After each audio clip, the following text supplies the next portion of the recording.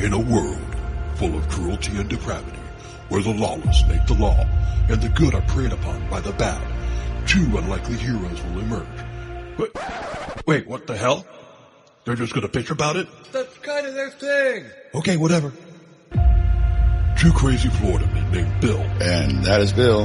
And Todd. That's Todd. Drinking beer and talking about true crime. Yeah, just talking about it, not doing anything about it. Welcome to Crimes, Killers, Cults, and Beer, a true crime comedy podcast.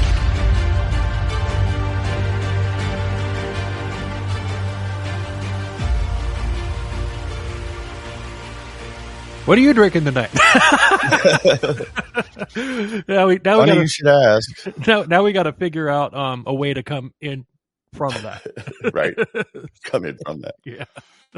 Anyway, I figure since we're Florida men, I would drink a Florida Man. Where is it? There it is. Florida Man, made by Cigar City Brewing over there near you in Tampa. Cool. India Pale Ale.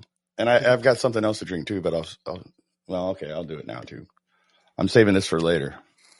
But I saw it in the store, so I had to get it. It's the Hard Mountain Dew. Where is it? Where's the camera? Damn it! I have a new camera too, by the way.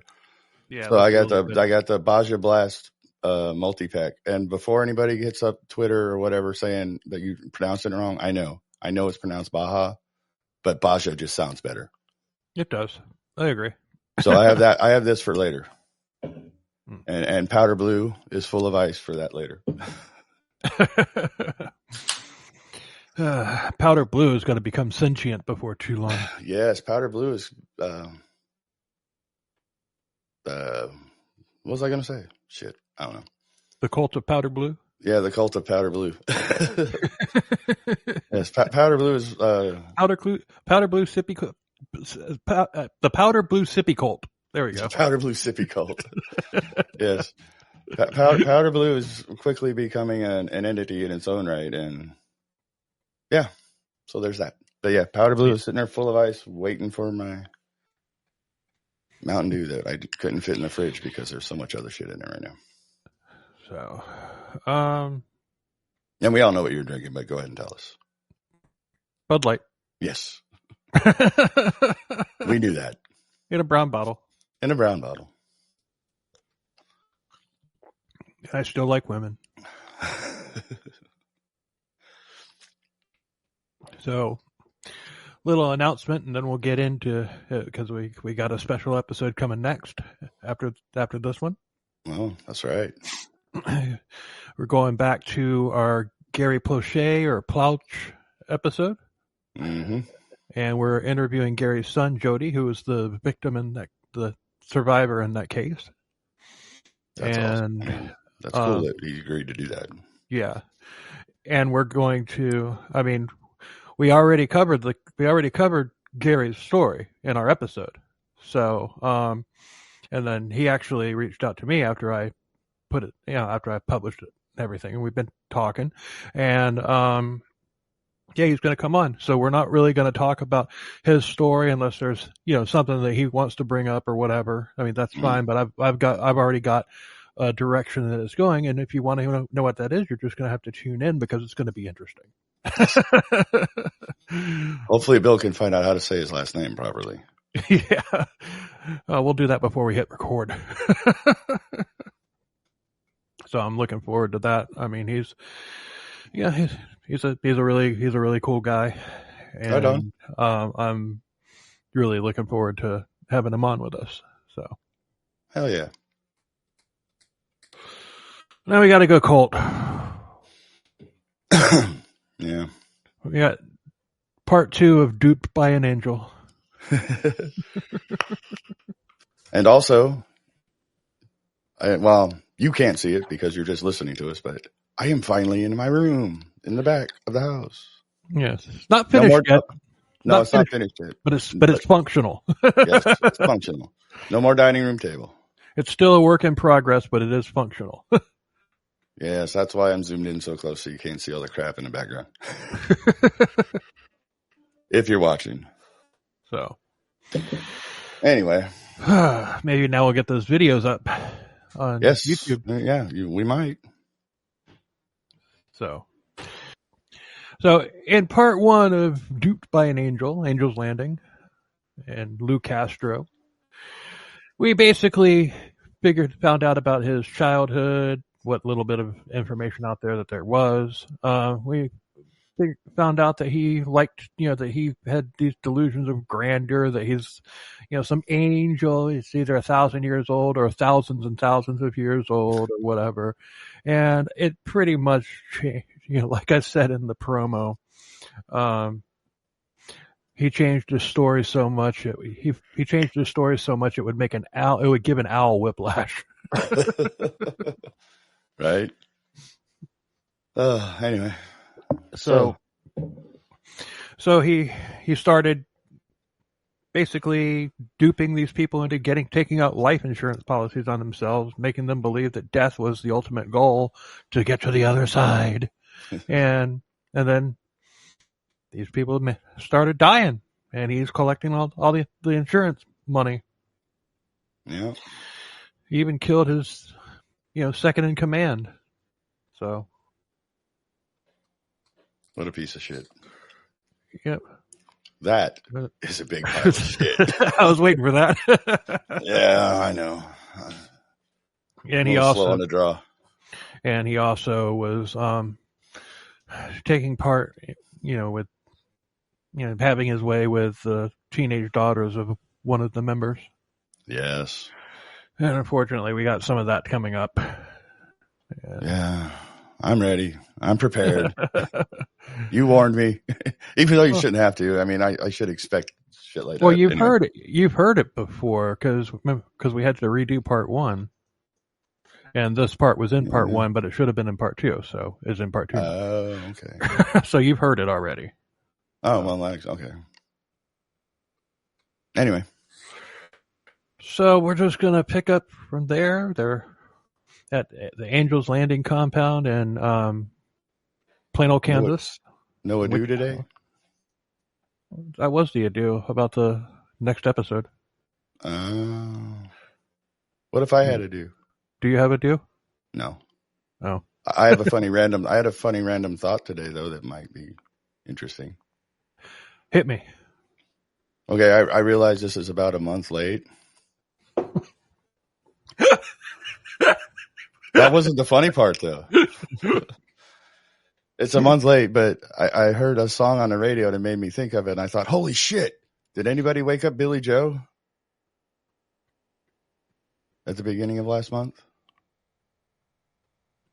You don't get it. I do. Okay. You sure? Yeah, because September ended. Yeah, there you go. Like I said, it was just a random thought that I had. Anyway. So. Oh, boy. Yeah, it's going to be one of those. I've been waiting all night to do that. So. Anyway, and we also met the narcotics officer who ultimately would wind up bringing him down, and that's how we ended part 1. His name was Ron Goodwin, and he was a Kansas detective, and he was he didn't buy the story about what was going on at Angel's Landing. He actually thought that it was a drug running operation because of all the money flowing into there, all the big expensive cars and toys and all that stuff. And yeah, so it's just like something's rubbing him the wrong way about Angel's Landing. So he's just like, I've got my eye on you. I'm watching you. So anyway, part 2. So Patricia's husband, this is right after Patricia had been killed, drowned, hit in the head and then drowned. Mm-hmm. Brian Hughes collected the insurance money and handed it over to Lou. It totaled over $1 million. And Lou was back and the commune would run like a well-greased machine until the money dwindled down again and Lou needed another victim. Oh, yeah. That happens. So Lou never once discussed bringing Patricia back to life after she'd been dead. The only person that he had discussed that with was Patricia. While she was still alive, obviously. Well, yeah. Here, I'm going to bring you back to life to ask you if I could bring you back to life. Yeah. So everybody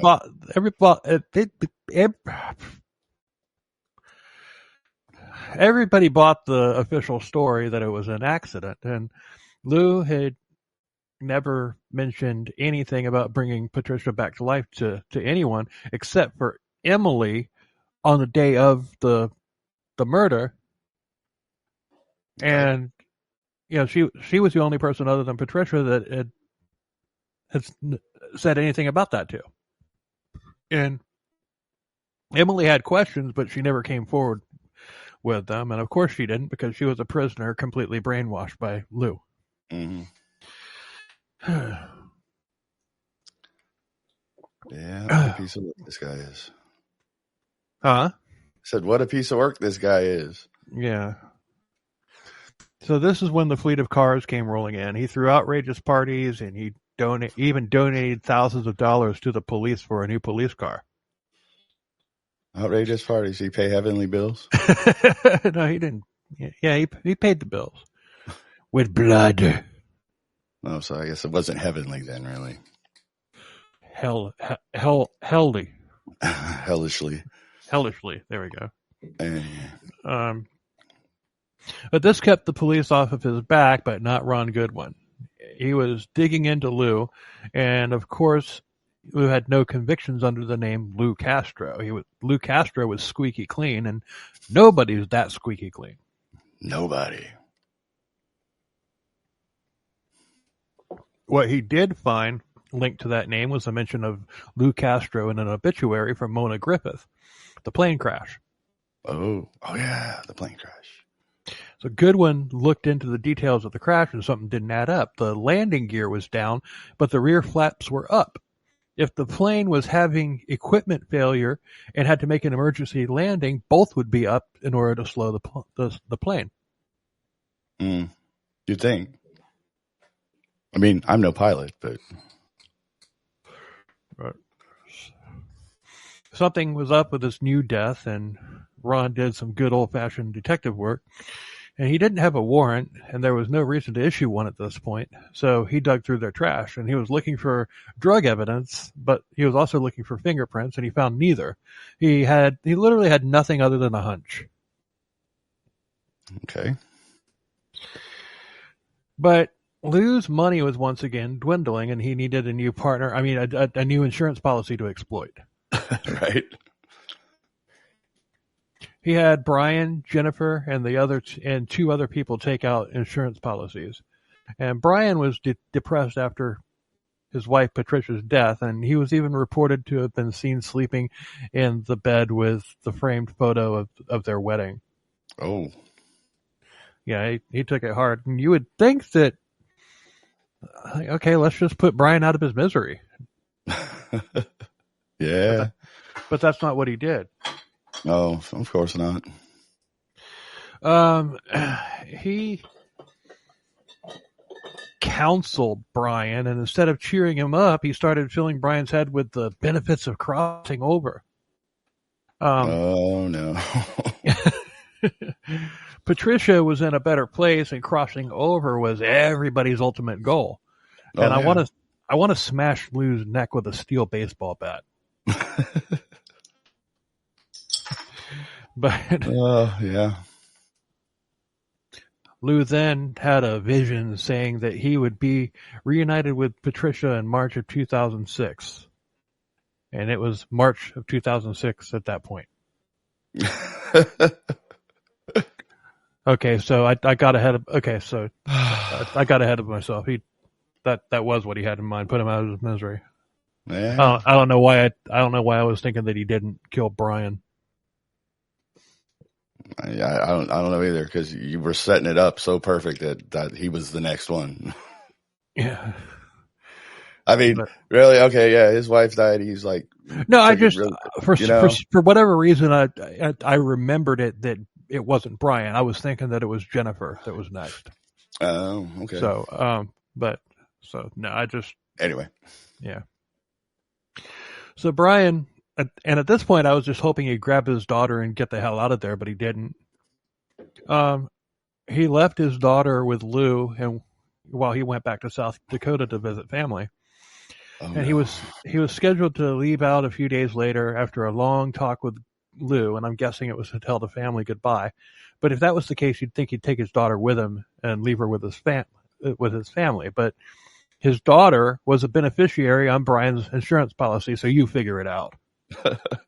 Yeah, that's not hard. You don't need to be a rocket scientist to figure that one out.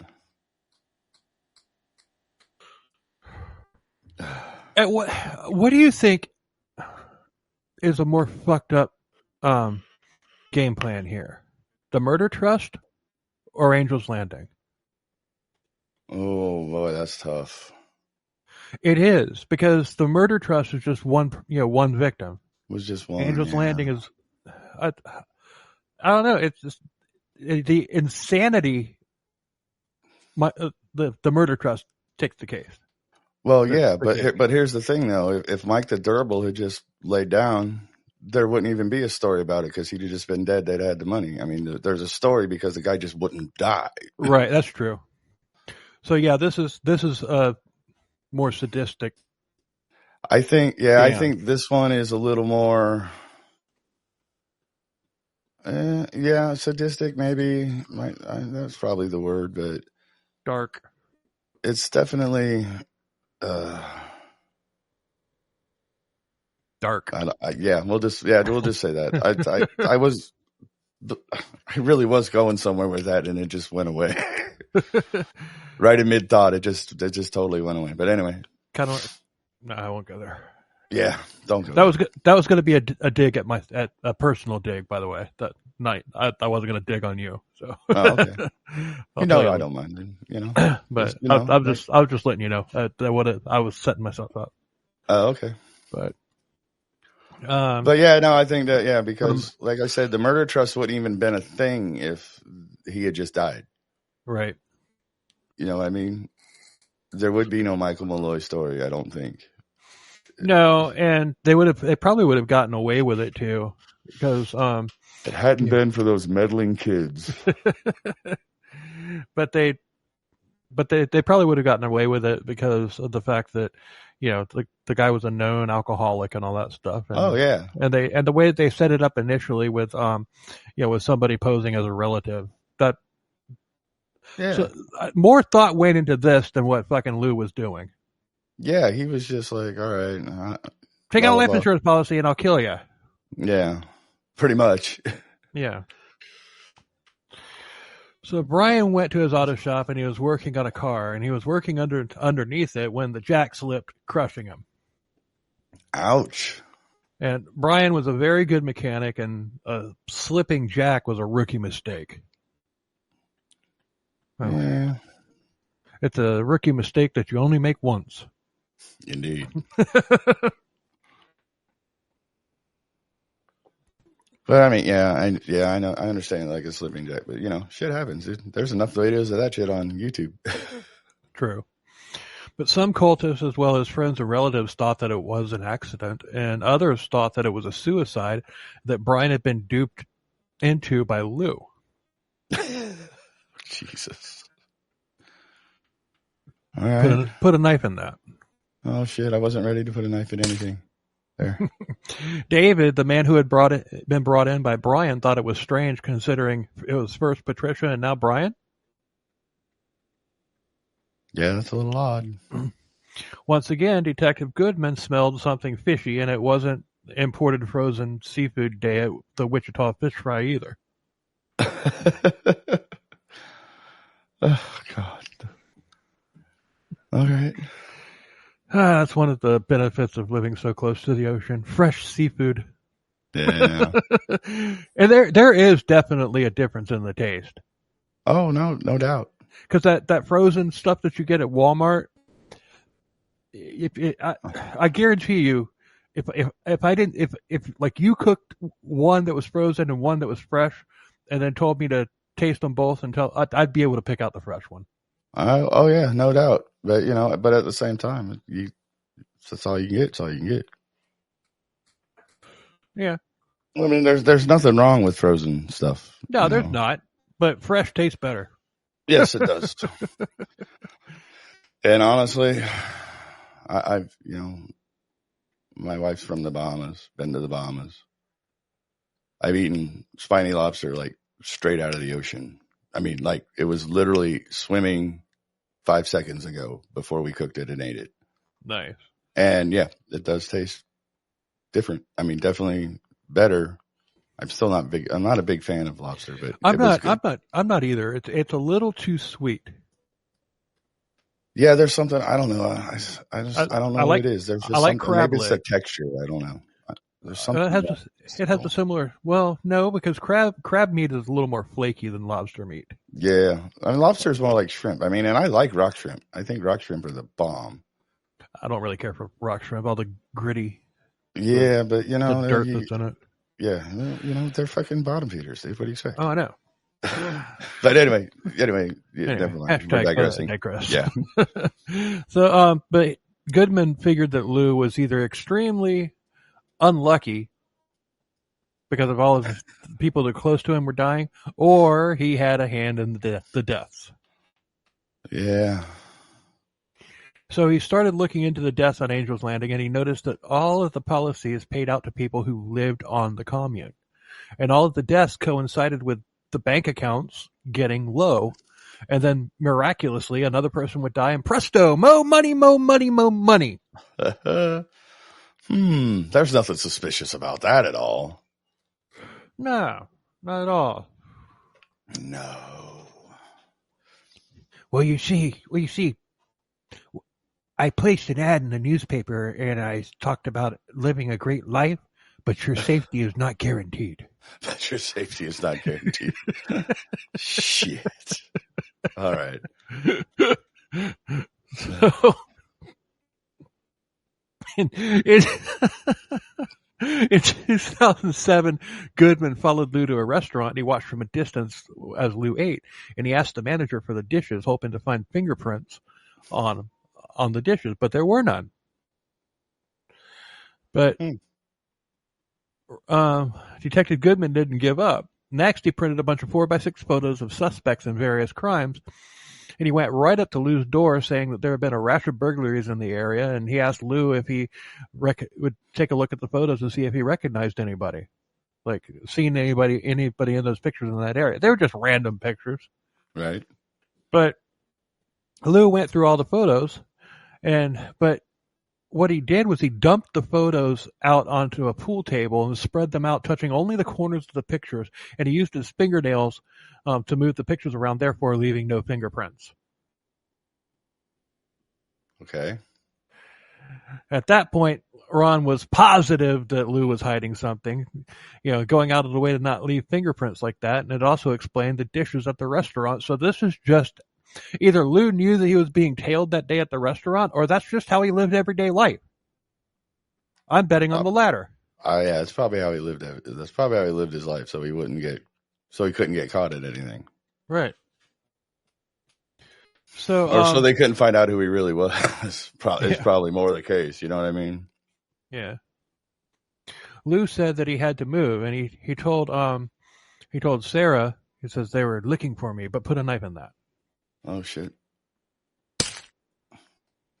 Detective Goodwin enlisted the help of Detective Clint Snyder, who had been instrumental in the newly solved BTK case. And no thanks to our story. I have a feeling we'll be hearing from Snyder again soon. Okay. On an upcoming episode. Okay. He also brought in FBI agent John Sullivan, and they ran every bit of information that they had, but they came up with nothing. And at this point, we're in 2008. So now back to Sarah and Emily. So we're backing up several years, back to around 2003. But this part will end in the present spot of the timeline, which is 2008. Okay, Quentin Tarantino, let's get it over with. Sarah had a bit of a rebellious streak to her, and Lou knew it. When he asked her to do something and she didn't, Arthur would come out to play, and he would scream at her and belittle her. Yeah, and he would tell her that she was broken and that he was the only one that could fix her. Did he ask her to Simonize his car? I still don't get that. Really? You never seen the movie Arthur with Dudley Moore? Oh, okay. It's been decades I know, since I've seen that movie. but I don't know. As soon as you said Arthur, that's the first thing I thought. And actually, the remake with Russell Brand isn't too bad either. I don't think I've seen the remake. Yeah, I mean it's basic. It's the same story. But Russell Brand, if it's got Russell Brand in it, it's got to be good. That guy's really good. Yeah, it was really good. Fuck, new vape, it's killing me. Yeah, that's when you said Arthur. I mean, even the first time you said it, last episode or whatever, that's what I thought of. Yeah. Anyway, moving on. So he would tell her this constantly, and finally she started to believe it. And one day the two of them were alone in his house, and Lou decided that it was now or never. She needed to be fixed right then or there, or she'd never be fixed. He told her that unless he fixed her, she'd never be able to have children. And Sarah thought that he meant that he was going to fix her so that one day she could marry and have children of her own. She didn't realize that she meant his children. Yeah. And this comes straight from Sarah in an interview in that documentary. Right. He raped her, and when he was done, Sarah asked if she was fixed now, and he said no, she would never be fixed. Pretty convenient. But he's going to keep trying. Yep. He said he would always have to have sex with her to make her stay fixed. And then he said that if she ever told anybody, that he would kill her dad, and her dad wasn't even in the cult. Wow. That is a big piece of shit. Yeah. Or Indeed. a big pile of shit, whatever. You know what I mean? Shit. That is a big pile of shit. we need to get that on a drop. All right, I'll work on it. So Sarah did her best to be subservient to Lou to protect her dad, and her self-concept.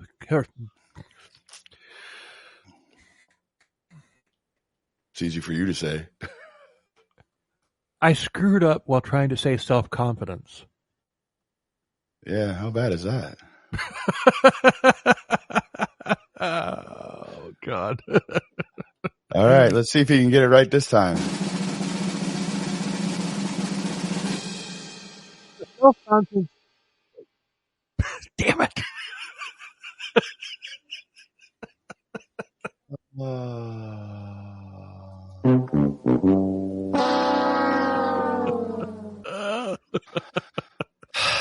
Anyway. Give me the drum roll again. All right, here we go. Take 3. Maybe. Her self-confidence and rebellious streak were gone. Lou.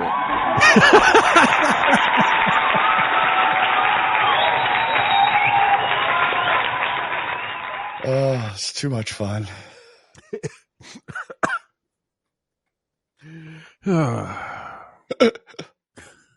Sorry. You need to stop trying to kill me like that. I don't have a big life insurance policy.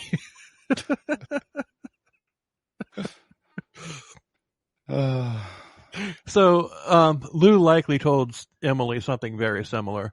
But even if Jennifer had found out, Lou had Emily in his house. So they were locked in, and Jennifer couldn't leave even if she wanted to.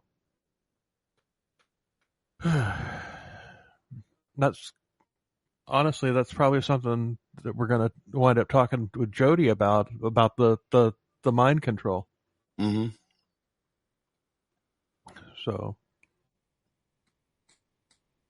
as we mentioned before, Lou, the all-knowing, eternal, almighty, angelic asshole, could see into the future. So, we're literally picking up right where we left off before. But Lou and Sarah and Emily. Yeah, Lou had Lou. God.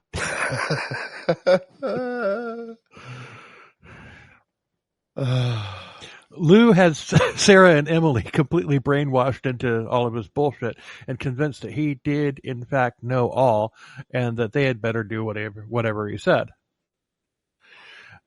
And like I said, the money was running out, and he sat Emily and Sarah down one day and said that it was Jennifer, their mother's, time to die. Oh boy! All right. Sarah may have seen through the bullshit, but she still had to go along with it because, she's brainwashed. Oh yeah. Yeah, and she said that she didn't want her mom to die, and pick somebody else. Pick somebody else. I mean, I'm sorry I laughed at that, but that's just No. Anyway. The comical aspect of these stories, depends. Depends on people not really knowing what it is laughable. Yeah. But the thing is if you're conditioned to, if you go through all of this mental abuse and all that stuff, somebody just basically tearing down every bit of your inner being and all that stuff to subjugate you into doing whatever the hell they want to,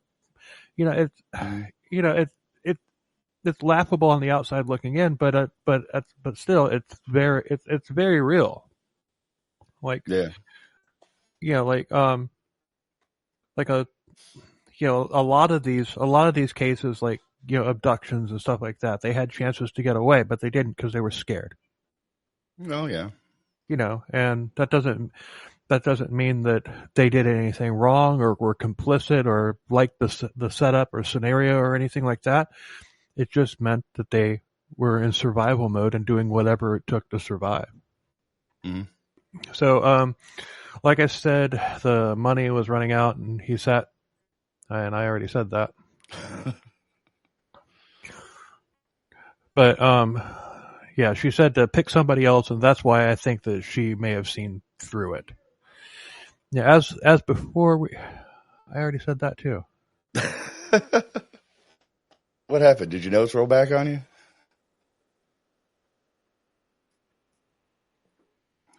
Okay, I had those two paragraphs in there twice.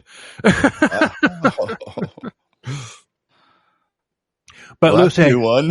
yeah. But Lou said, no, it had to be Jennifer. And the girls sure cry. It was Lou or was it Arthur? Huh? Are we sure it was Lou or was it Arthur? I think it was Amber.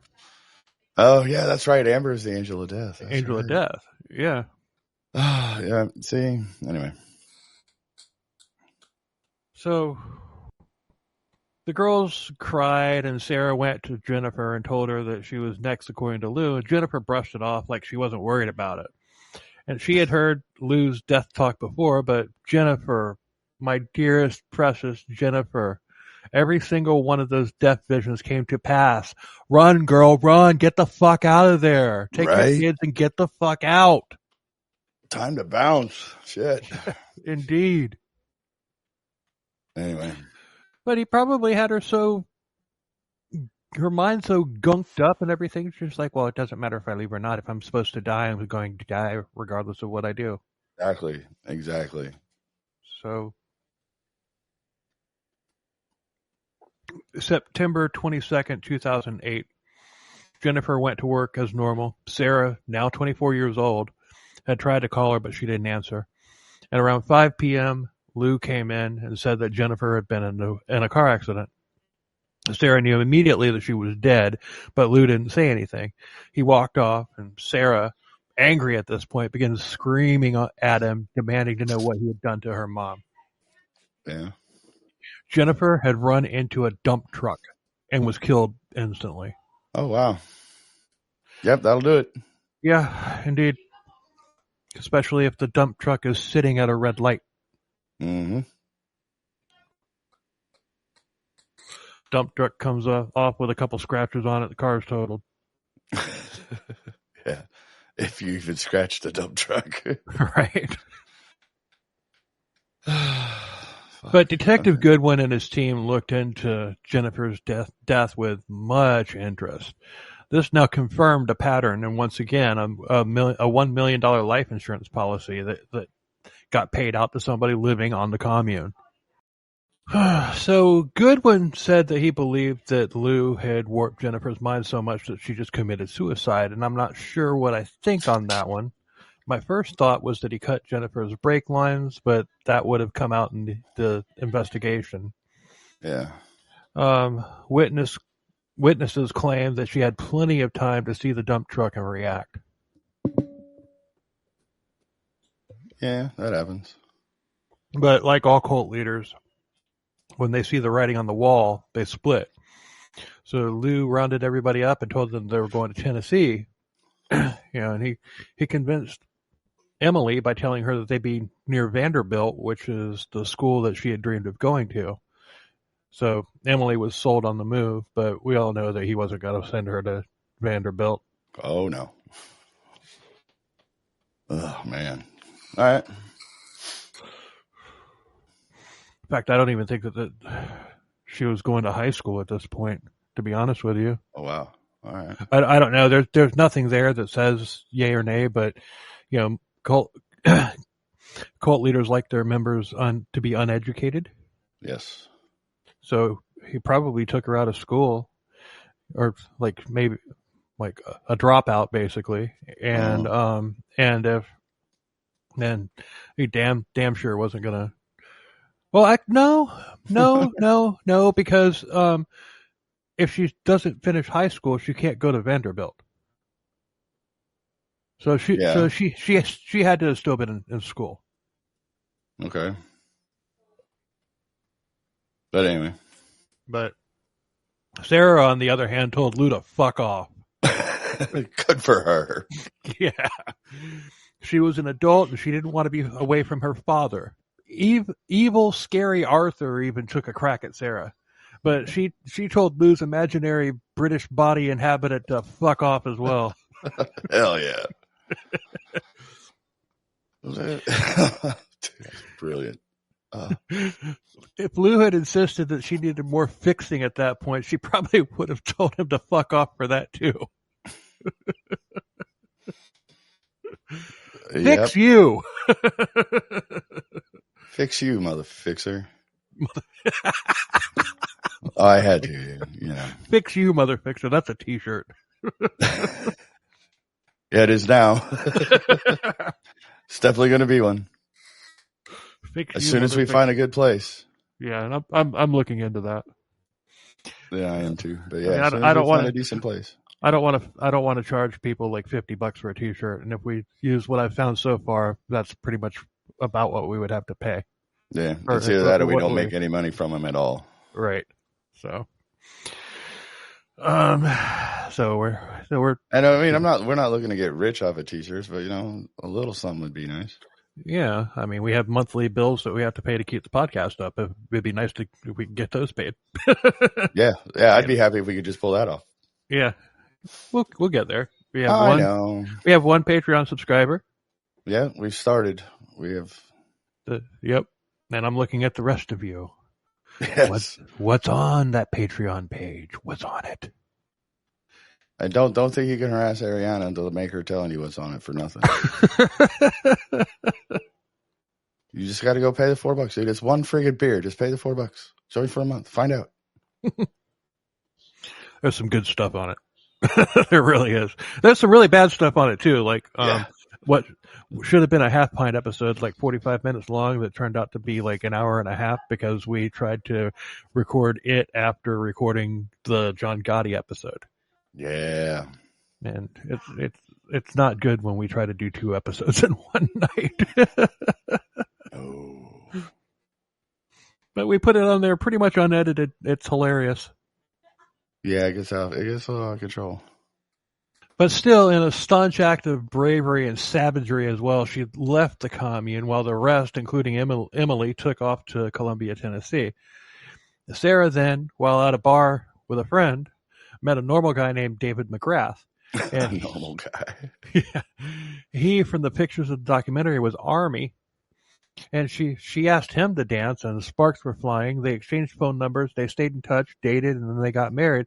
And over the course of their relationship, she would open up somewhat about what had gone on during her time in the cult. Okay. David, I got a man crush on David. We'll get there. You will too after I tell you what this guy I know. did. I have a sense. But even before you said that, I had a sense it was coming. Yeah. But David's not sure what to make of all this, and rightfully so, but he stuck by her side. But Lou, likely panicking because of a potential loose end, he would call her, and David would listen in on the phone conversations, which usually ended up in screaming matches between Sarah and Lou. But the last time it happened, David grabbed the phone and said, "Look, motherfucker, don't you ever call here again." And he hung up. And, he then asked Sarah if Lou had sexually abused her. And apparently Lou never called back. So he is a fucking gutless coward. Yeah. Sarah then came clean with David about everything that had happened. Uh-oh. And before we move forward, I want a round of applause for David. Yes.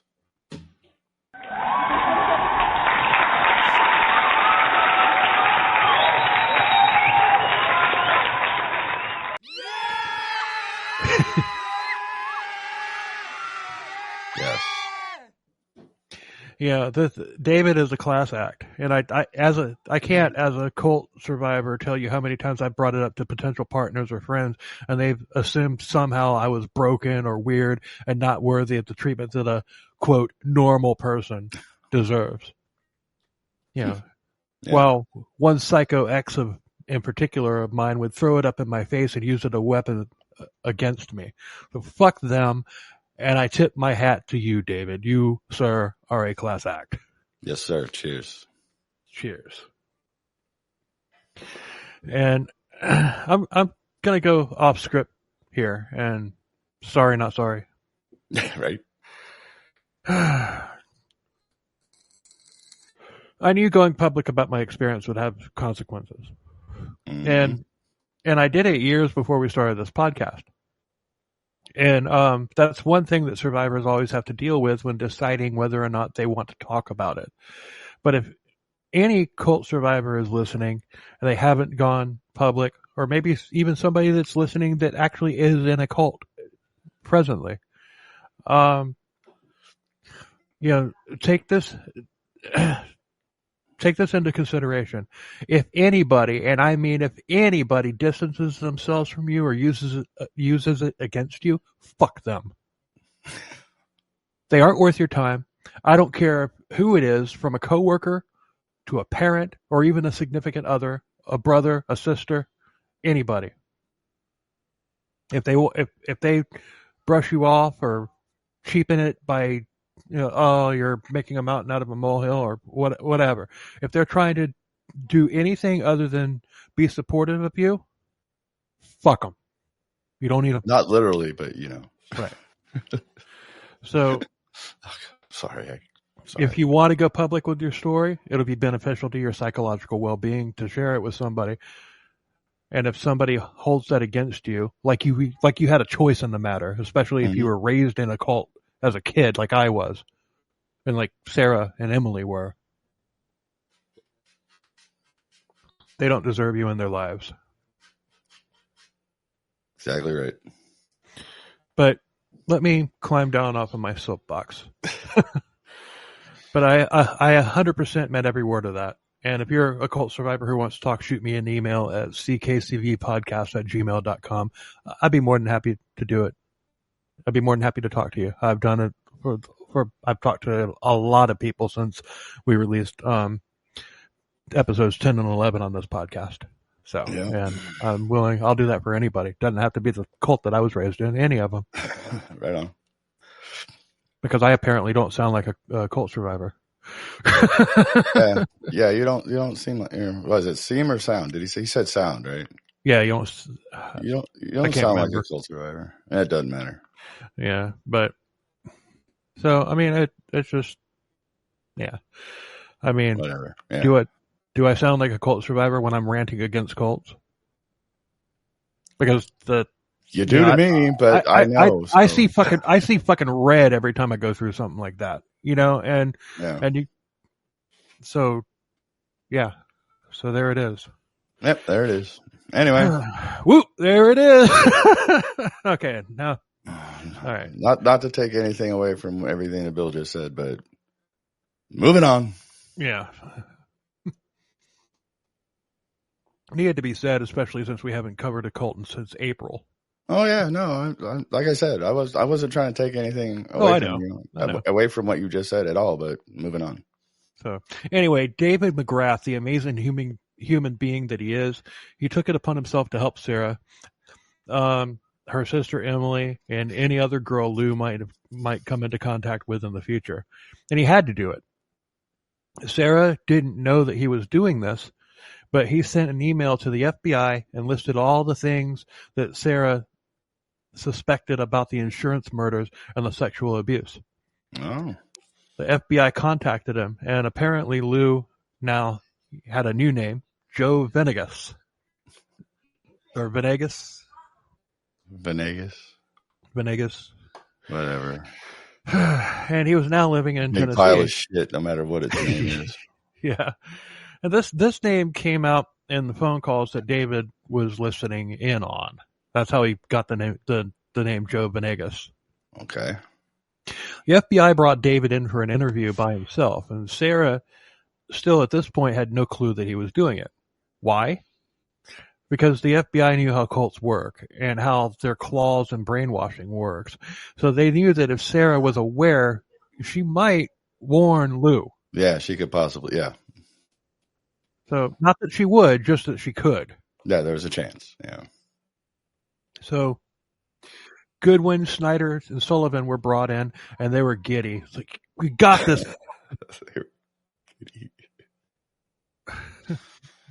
But huh? Oh, I was just giddy. That made me laugh because it's just like giddy is not a word I would use to describe law enforcement officials, even when they're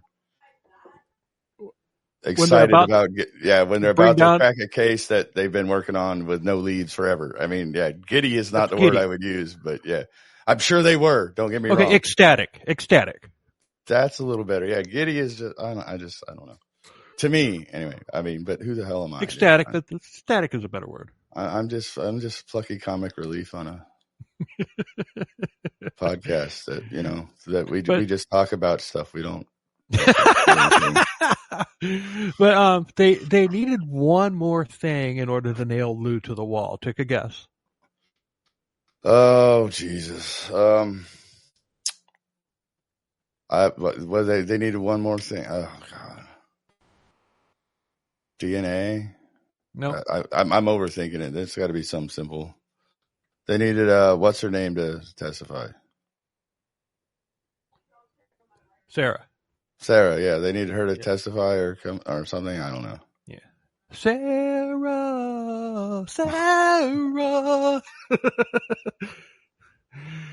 But they needed Sarah. But Goodwin, Snyder, and Sullivan had followed the money, and they presented this information to the FBI, who allowed them to go after Lou.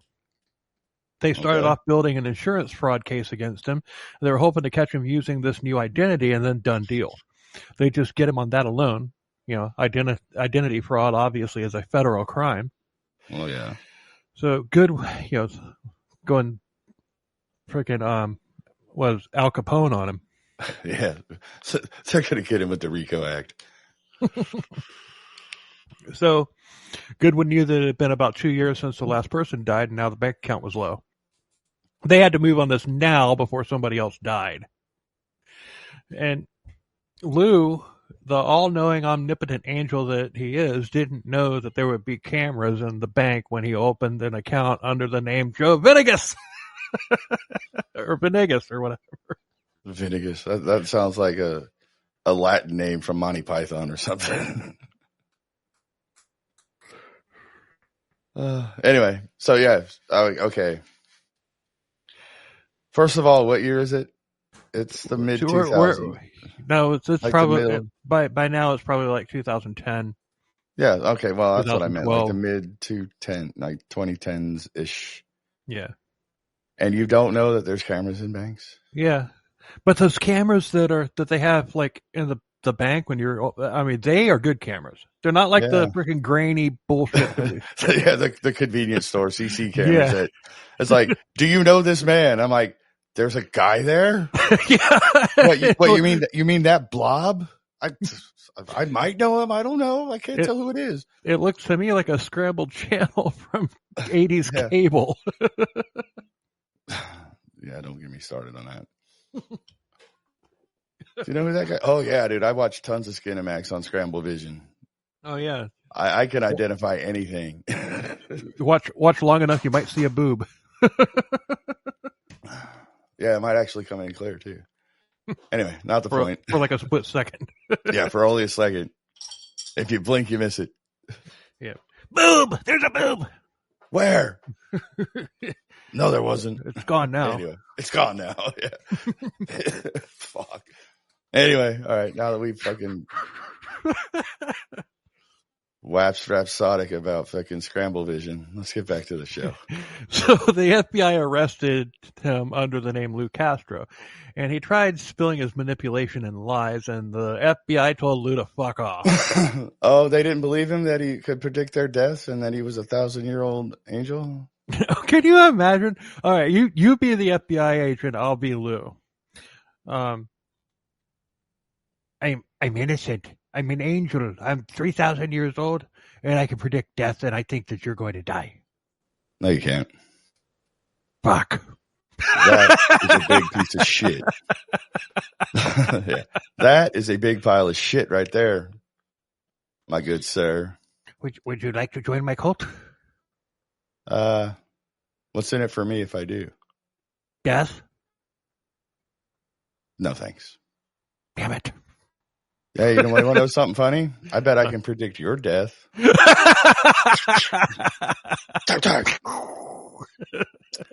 One less big pile of shit in the world. So he was taken away in handcuffs. Lou was interrogated for 6 hours, but he wouldn't budge. But there was one thing that they got this time that Goodwin wasn't able to get before, but not due to lack of trying. Take a guess. Fingerprints. You got it. Yay, I got one right. Finally realizing who Lou actually was, he pleaded guilty to the fraud charges, and he got 2 years in prison for that. He wasn't offered a deal, but he figured that if he pled guilty, nothing else would be brought up. He thought wrong. And because of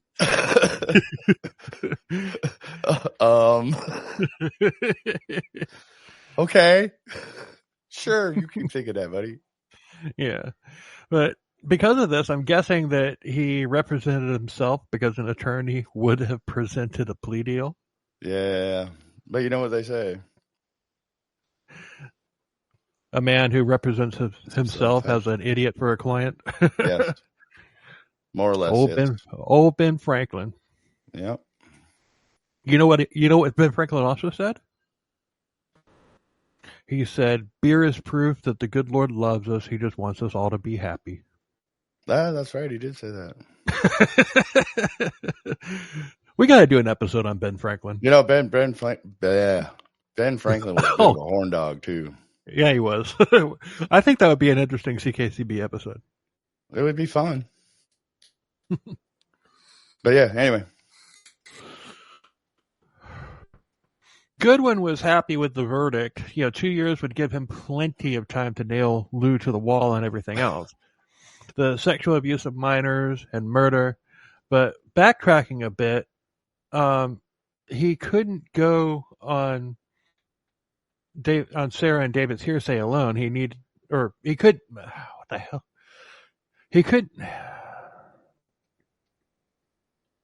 couldn't go on David's hearsay alone. He needed a witness for that. Enter Sarah, but put a knife in that. Hey. There went.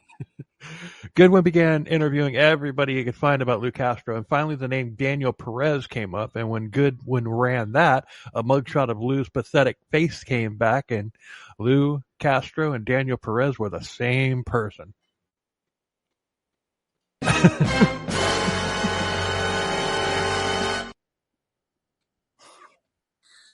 Now enter Sarah and Emily.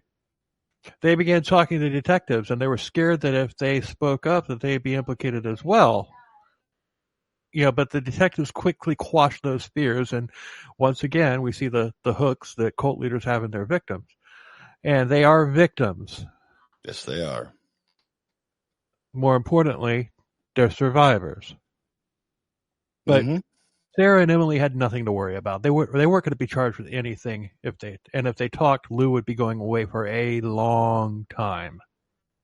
So Emily told Goodwin about how Patricia had actually died, and she and Sarah told their stories about the sexual abuse. Goodwin and his team also put together a case against Lou, and on the last day of his 2-year sentence, he was set free, but he was rearrested the moment he walked out the door. Really? Yes. Oh, jeez. I hope they did that shit on purpose too. Of course, they I'm did. I'm sure they did, but that is, dude, that is beautiful. Yeah. All right, yeah, you're free to go. No, you're not. You're under arrest. Whatever your name is, Lou Castro, Rabino, whatever the fuck your name is, you're under arrest. Wait, you just let me go. I know. Sucks, don't it?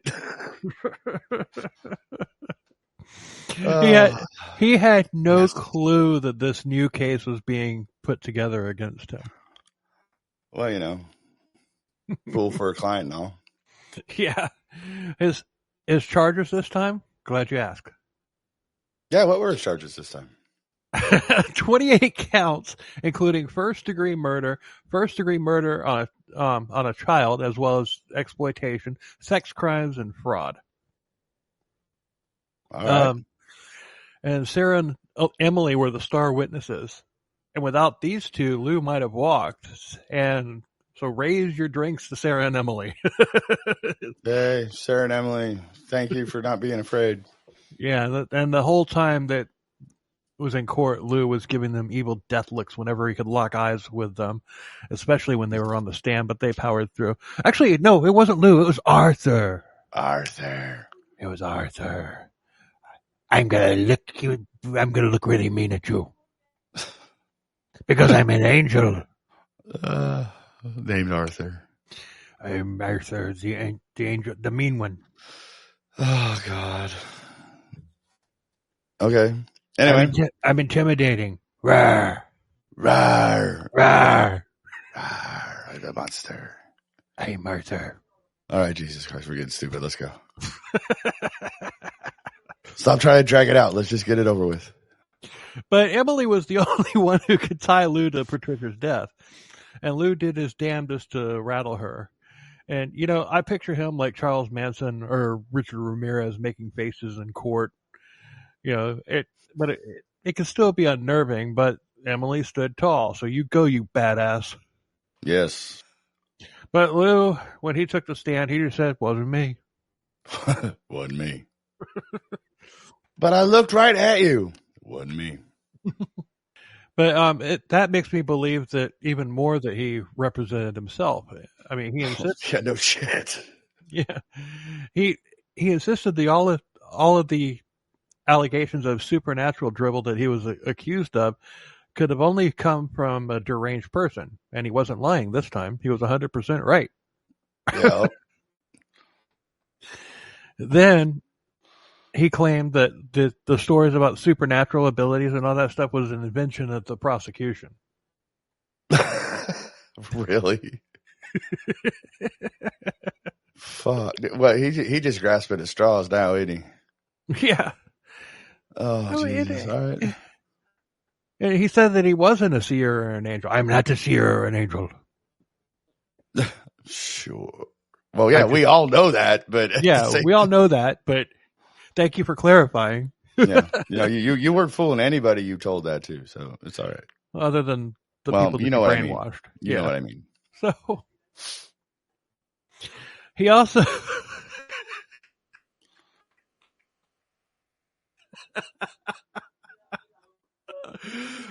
oh god, he also said something about an injury to his genitals kept him from being able to have sex with unwilling partners.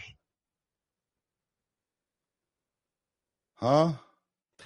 The fuck does that even mean? An injury to his genitals prevented him from having sex with unwilling partners. Oh, I know. I heard what you said. I'm trying to figure out what it means. And he only had sex with legal age partners. No. So I've never heard of an injury that discriminates. I know, right? Like, how does he? It's like, okay, this one's 14. This one's 18. Yeah, I mean, how does he fucking expect anybody to believe that shit? Even Vanna's laughing at that one.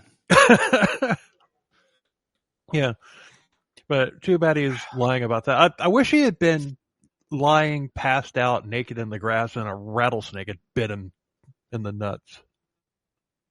Yes. They do have... Better yet, bit him right in the taint. The taint would have been even better. Oh, yeah. But a rattlesnake wouldn't have been able to latch onto that, though. Yeah, you're right. But they have rattlesnakes in Plano, Kansas, right? Yeah, it's a prairie state. Of course they do. No idea. They have sidewinders there. Sidewinders. I'm a snake. Dude, don't fuck with a sidewinder, man. Them sidewinders move quick, bro. Don't make fun of them, dude. You're bringing bad juju.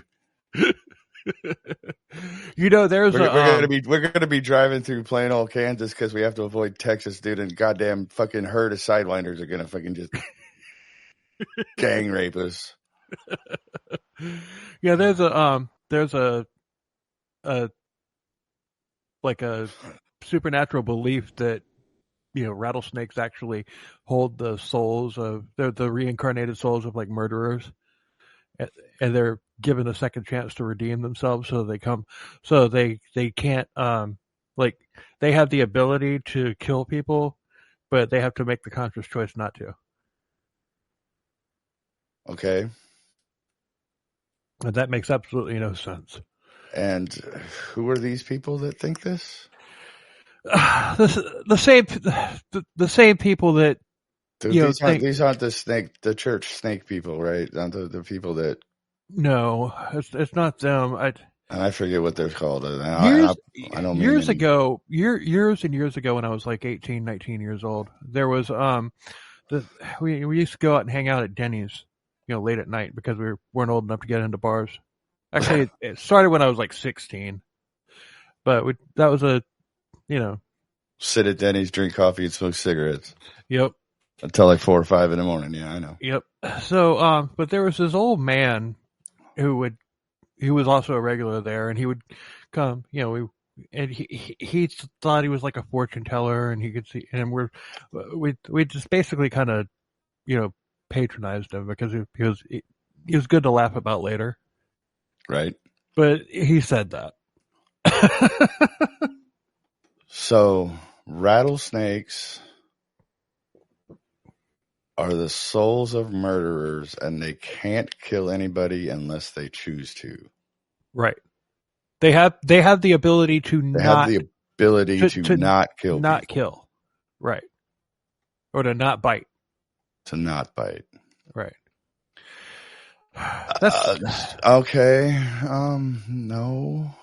I've never heard of a rattlesnake being like, you know what, I'm not going to bite you. But that's why they had the rattle. Yeah. Get away. Yeah. I mean, if you startle, I mean, like, dude, if a rattlesnake is 10 feet away from you and you're walking the other way, a rattlesnake isn't going to bother you at all. No. I mean, if you sneak right up on one while it's like sleeping or something and you wake it up, bite you. Dude, it's going to coil up and rattle. And if you don't like get away quick, it will strike. And it's Actually, not striking because it wants to kill you. It's striking because like you scared the shit out of me, bro. It's time for you to go. Actually, you know what? The whole thing about the rattle.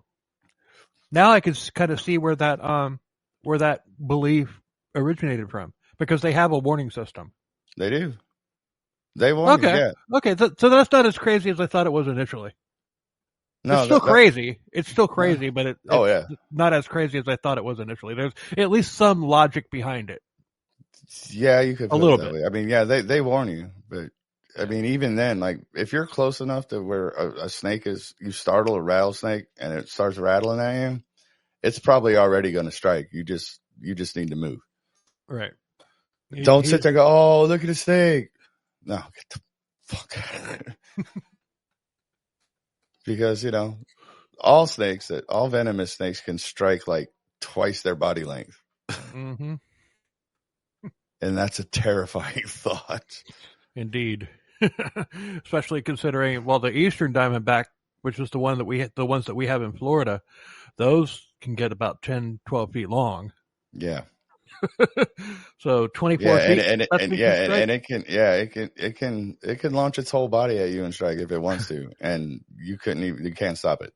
Mm-mm. Blink of an eye, you've got fangs sunk into your taint. So we have it's all over. We have alligators, we have Burmese pythons, and we have the largest breed of rattlesnakes in the world. Yeah. And we have panthers. Yeah. But you know what? The eastern diamondback rattlesnake, in my opinion, is the coolest looking one of the rattlesnakes. Oh, it is, totally. All right, now, dude, let's see. We're doing it again, dude. Stop it. Let's just finish and be done. You got me. You wrote me into this fucking snake thing. Try to drag out this episode. Let's just be done with it. I could tie it. I got shit to do. He then claimed that memory loss after the beating that he took in 1997, and he was probably referring to the beating by police officers that he claimed happened in Texas on the way to courthouse. But he couldn't, he couldn't say the police officer part because that would be easily debunked. Oh yeah. So oh my god, this guy, what a fucking big pile of shit.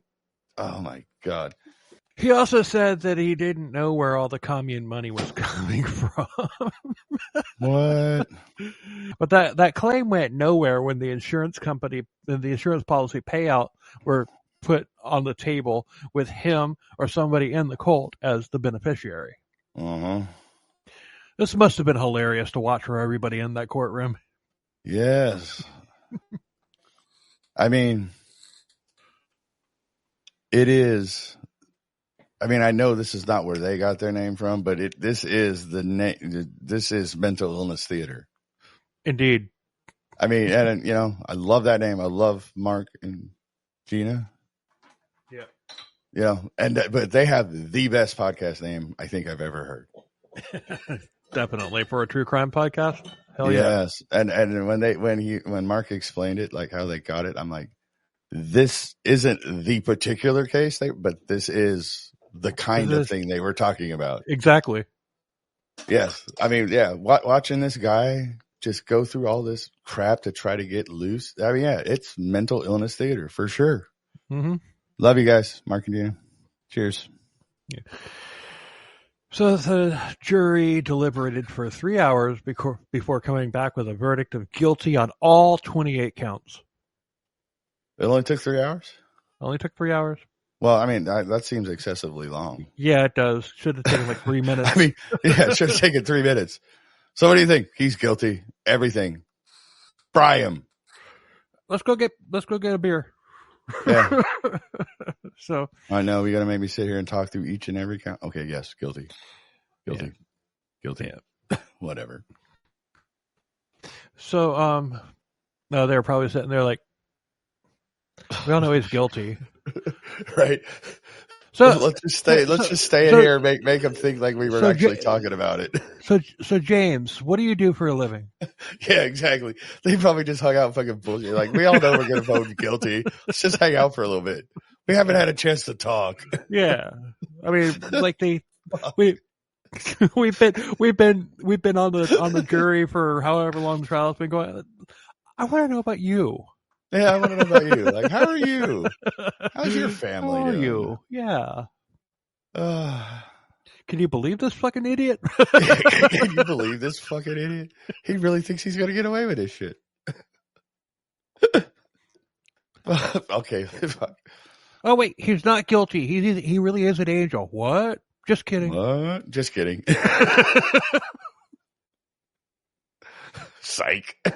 So he got 2 life sentences, one for Patricia's murder, one for sexual exploitation of a child. He got 34 years for the remaining counts, and he'll die in prison. And I'm seriously hoping that he's somebody's bitch. Oh yeah, for sure. Yeah. So, in the end, it was all Lou. It was all about Lou and what Lou wanted. And you know what? I'm actually going to walk back what I said about him actually committing murder. Although I do think that he did murder Patricia, because you think she whacked herself in the head. Yeah. Yeah, it's like that. It's like that other case. Yeah. She committed suicide and wrapped herself in a tarp and tied it with a belt. Yeah, exactly. Yeah, that happened. Anyway. But that was the official story on that case. I know, and that's terrible. Episode 66. But is that the one that's kind of got us banned from Dallas? No, it's not that one. Yeah, it is. It is. Oh, it is that one. That is the one that got us banned from Dallas. Okay. Yes. Well, possibly. We're not entirely sure we're really banned, but right. But I'm not going to test that theory. He persuaded these victims to commit suicide and convincing them that he would bring them back. And the only murder that he committed other than Patricia Hughes, who he whacked in the head, causing her to drown, was the unconfirmed body double that was found in Mexico. Okay. Remember that? Yeah, I do. I still don't know how he managed to... Well, Corpus Christi... Probably looking at about like maybe 6 hours to the Mexican border from Corpus Christi. What is it? I have no idea. Maybe 5, 6, something like that. Oh, that's fine. Doesn't matter. Everybody has a doppelganger, dude. You just have to look hard enough. Yeah, but this guy looked... And if you pay the right people, they can make anybody look like you, so it don't matter. True. You know. Anyway.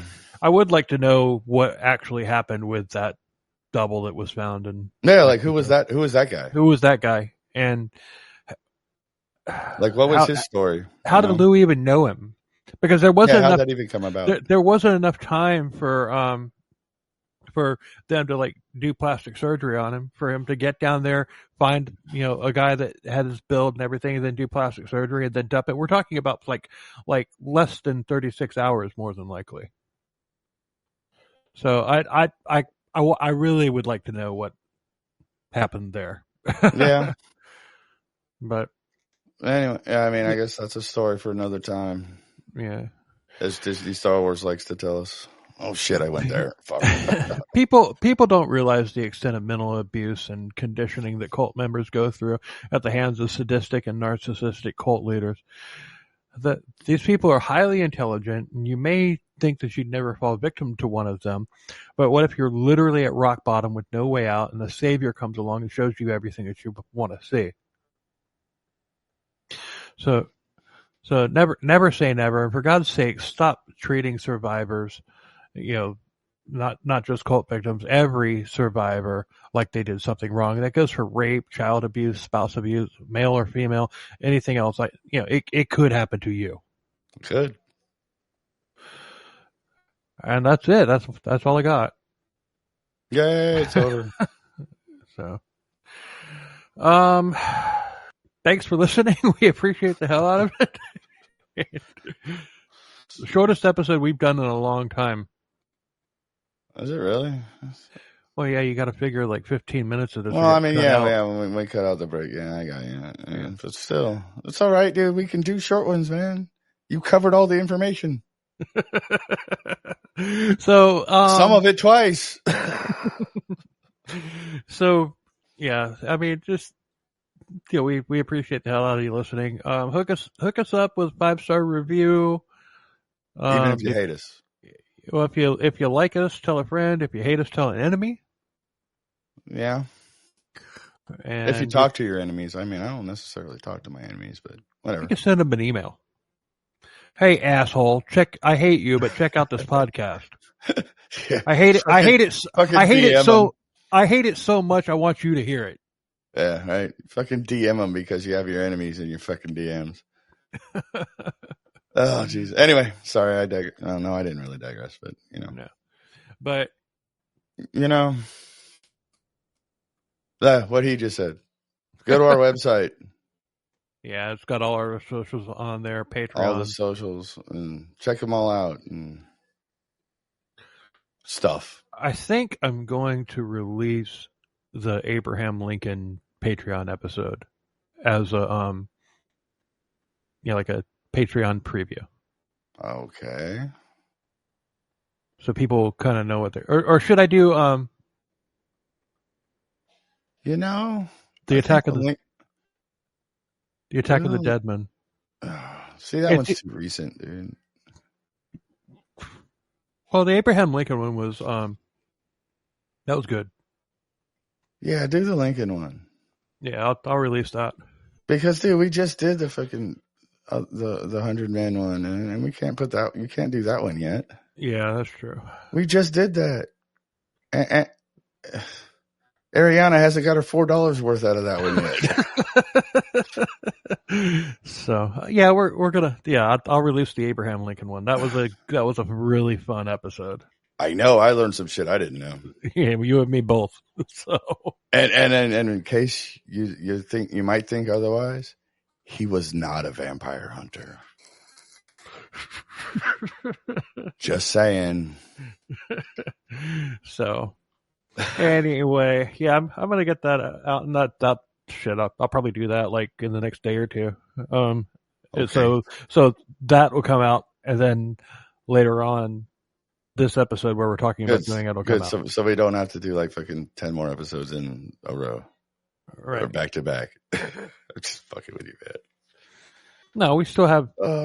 I know we still have. I know what we have to do. It's fine. All right. Until next week. Later. Cheers, everybody. Be fucking good to each other. All right. Colt outro. I know. I'm getting there, fucker. Oh, nope, not that one.